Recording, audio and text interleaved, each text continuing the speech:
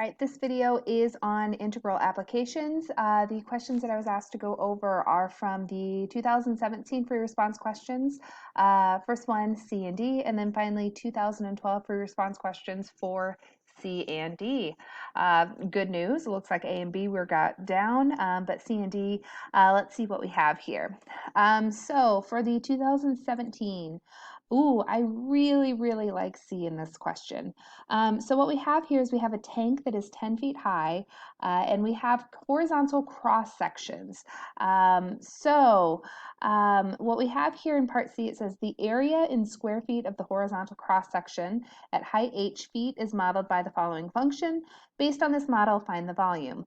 Well, remember, just like we can approximate area with an infinite number of line segments, we are going to approximate volume by adding up an infinite number of two-dimensional shapes. And to kind of demonstrate that, here's what we have.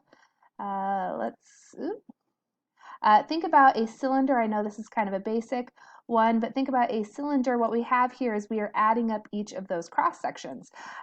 This one's kind of cool. You can tilt it too and see all the differences. What we have in this problem is these are the areas of each of our cross sections, and we simply need to add those up. So looking at the answer key, this is what they did. We went from 0 to 10, from height 0 to a height of 10. We added up all of those cross sections, and then finally we ended up with a volume of 101.325 cubic feet.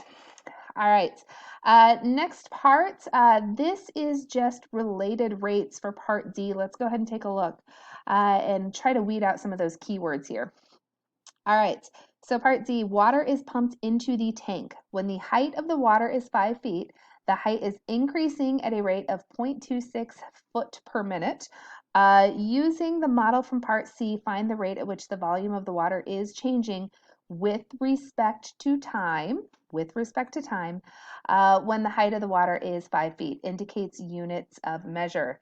So whenever I see the words with respect to time, holy cow, I have a bunch of red lights flashing thinking this is a related rates problem. We are taking the derivative with respect to something other than x. So here's what we got in the first, in part C. Our volume is the integral from 0 to x of f of h dh. And we could plug in any x. We could say the volume at 2 feet, 3 feet, 4 feet, 5 feet, whatever we want, but x is going to be based off of that. So that is what our volume is. However, I'm not interested in my volume. I'm interested in how is this changing with respect to time. So we are going to take this derivative with respect to time. So d dt of this entire thing. All right, so here we go. Looking at these, if I were to take the derivative, well, the derivative of v is 1, but I'm taking it with respect to time, so dv dt equals, for our next portion, a derivative of an integral, those undo each other by the fundamental theorem of calculus. Those undo each other, so we have f of x, remember our upper endpoint, and then times dx dt. All right, so the change in volume is equal to the function, the area at that time, with the change in that at that time. So looking at this, dv dt is going to be equal to f, and we're interested in this at 5 feet, so f of 5 times dx dt. The height is increasing at a rate of 0.26 foot per minute, so times 0.26. And then finally, when you use your calculator to plug that in, I believe you ended up with, oh, nope, we were on this problem still, f of 5 times 0.26, that is 1.694. So when the height is equal to 5, the volume of water is changing at a rate of 1.694 cubic feet per minute. So the volume is measured in cubic feet, and since this is a related rate, cubic feet per minute. All right, this next portion, calculus AB students, this is not one that you need to know how to do. So if you're taking the AB exam, do not worry about these. But let's take a look at some Euler's method here. So remember, Euler's method is essentially, hey, let's take a derivative, and instead of jumping from one point to the next, let's take smaller values. So here we go. First off, I know that at x is equal to 1, we have an output of 15. So looking at this, we need to write the equation of a tangent line at this point. So in order to do that, we do need the derivative. So the derivative at 1 is equal to, my derivative at 1 is equal to 8. All right, wonderful. And then finally, our tangent line is y equals, my derivative is 8, x minus 1. And then finally, plus 15, that is where we're at. We have a nice little point slope form. And then finally, in order to figure out, we are looking at two steps of equal size. We're starting at 1 and going to 1.4. So what we would need to do here is we would actually need to plug in 1.2. And when I do that, let's take a look. 8 times 1.2 minus 1 plus 15. Oh, now I feel silly. 16.6.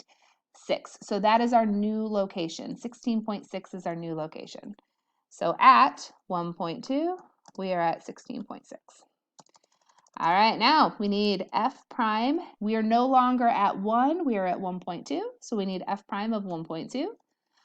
Looking at our table of values, f prime at 1.2 is 12. All right, and then to finish off this problem, we're going to do the exact same thing. Our slope here is 12. I am at 1.4 minus 1.2. We are centered at 1.2. My output at 1.2 was up by 16.6. And if we look at our answer, that one ends up being 19. We are at 19. So essentially what we did is we had two separate steps where we wrote the equation of a tangent line, and then we went from there. All right. Second degree Taylor polynomial. Let's remember how to do that. If I'm looking for a second degree Taylor polynomial around x is equal to 1, all right, so we are looking for a polynomial of degree 2 of x. First off, we will need f at 1, plus we need the first derivative of 1. We are centering it at x minus 1. Technically, this would be to the first power divided by 1, but that seems a little ridiculous. Plus the second derivative evaluated at 1. We are centering it x minus 1. This is now squared. And then finally divided by 2 factorial. All right, so this is our second degree Taylor polynomial. And then finally, we are asked to use this Taylor polynomial to approximate f of 1.4. All right, so looking at this, we just pulled these values from the table. At 1, we were at 15. First derivative was 8. We're still centered around 1. Second derivative was 20 divided by 2 factorial. That is 10. And then x minus 1 squared. All right, and looking at our Taylor approximation, looking here, we end up with 19.8 once we plug in 1.4. So we have two separate approximations. We have one that we've developed using Euler's method. We had another one developed using a Taylor polynomial. Both of those are different approximations. Unfortunately, we don't really have enough information about this function to figure out which one of those is more accurate. Unfortunately, we don't even have a shape. We just kind of have different values. So we don't really have enough information to say which one of those is more accurate at this point in time. I'd probably guess Euler's method, but who knows? All right, so please let me know if you have any questions. Hopefully this cleared some stuff up, and let me know if you have any more questions.